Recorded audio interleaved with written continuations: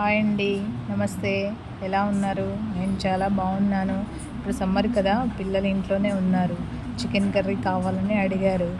Chicken curry తయారు చేస్తున్నాం. తయారు చేసే విధానం చూసేద్దాం రండి. ముందుగా బయట నుంచి కోడిని తీసుకొని వచ్చి శుభ్రంగా కడిగి ముక్కలుగా కట్ చేసి చికెన్ బాగా కడుక్కొని దానిలో పసుపు, ఉప్పు, కారం, నిమ్మకాయ వేసి బాగా కలిపి 1 గంట ముందు నానబెట్టుకున్నాను.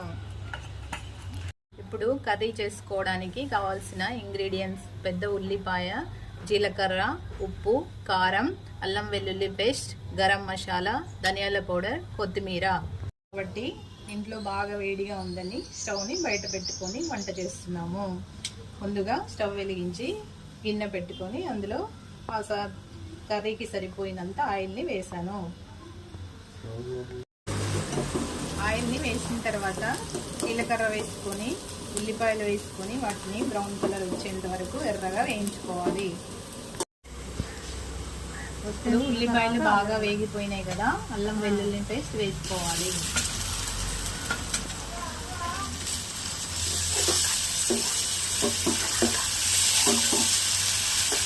అల్లం వెల్లుల్లి పేస్ట్ వేసి అది కూడా బాగా వేగేంత వరకు కలుపుకోవాలి.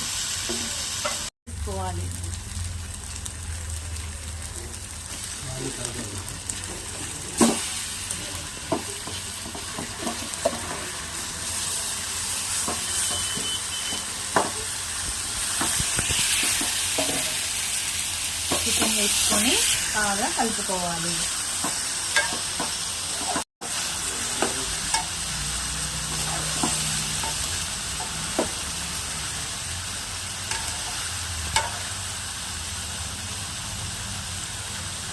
కొద్దిసేపు ఇలా ఆయిల్లో వేయించుకోవాలి. చికెన్లో వాటర్ కంటెంట్ అంతా పోయేంత వరకు వేయించుకోవాలి.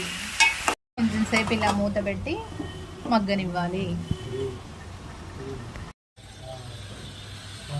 కూర ఉడికేలోపు అన్నం కూడా ఉడుకుతుందని స్టవ్ మీద పెట్టేశాను. ఇప్పుడు కూర బాగా మగ్గిపోయింది కదా, ఇందులో ఉప్పు వేసుకోవాలి. కారం కూడా వేసుకోవాలి.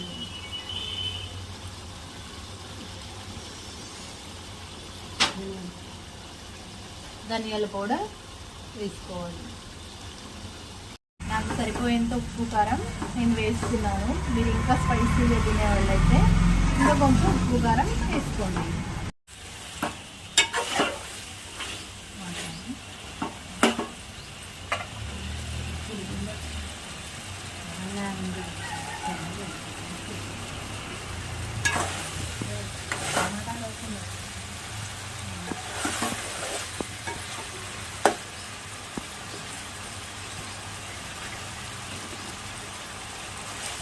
ముందు నానబెట్టుకున్నాను కాబట్టి ముక్క తొందరగా ఉడికిపోయి ఉంటుంది.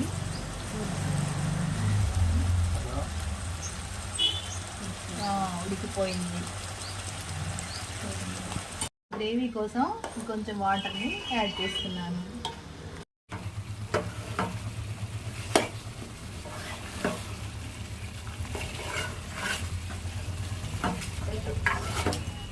ఇదంతా గ్రేవీ తయారైపోయిన తర్వాత కొత్తిమీర వేసుకోవాలి. పుదీనా, కొత్తిమీర వేసుకోండి. తర్వాత గరం మసాలా వేసుకోండి.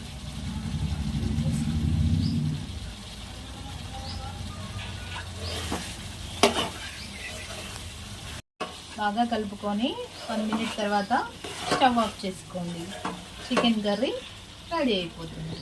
చికెన్ కూర రెడీ అయిపోయింది.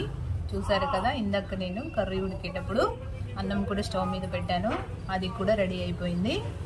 ఇప్పుడు చికెన్ కూర, అన్నం కలుపుకొని తినేసేయడమే.